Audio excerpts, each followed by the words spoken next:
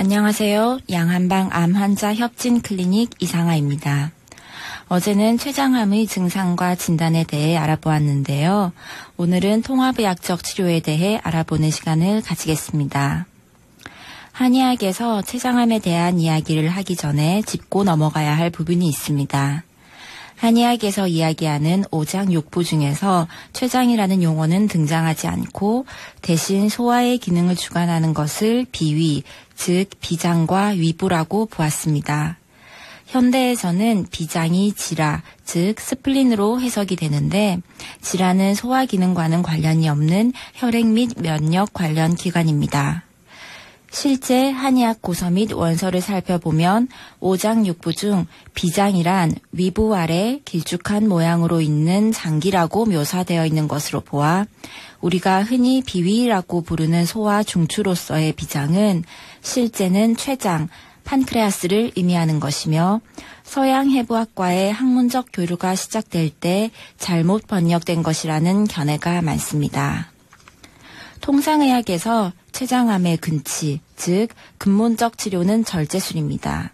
그러나 췌장암으로 진단되는 환자에서 근치적 절제술을 받을 수 있는 경우는 20%에 불과하며 설령 절제술을 받았다 하여도 80에서 90%가량의 재발을 경험하게 됩니다.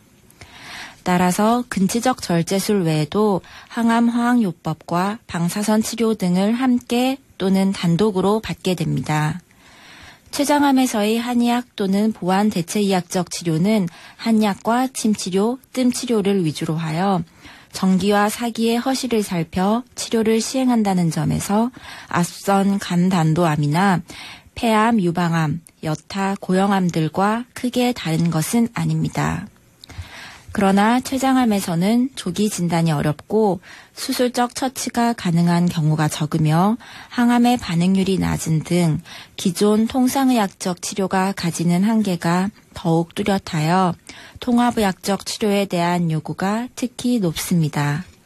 따라서 실험실 수준의 연구에서 췌장암 세포에 특히 반응하는 약제에 대한 연구가 이루어지고 있고 췌장암을 치료한 임상 연구를 체계적으로 고찰하고 메타 분석을 시행한 연구에서는 한약이 기존의 치료법인 항암 화학요법, 방사선 요법 등과 병행하여 사용될 때 6개월 및 1년 생존율, 객관적인 반응률, 질병 반응률, 삶의 질, 부작용 등의 측면에서 유효한 결과를 도출할 수 있었으며 진행성 췌장암이나 수술 불가능한 췌장암의 경우에는 보편적인 치료제의 내성 극복의 한 방법이 될 수 있다고 하였습니다.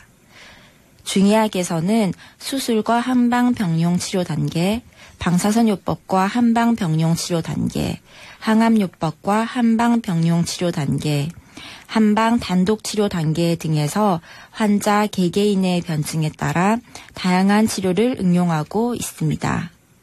어렵다고 알려진 췌장암일수록 통합의학적 치료와 이에 대한 연구는 더욱 필요성이 높아지고 필수적인 것이 되어간다고 할 수 있습니다. 감사합니다.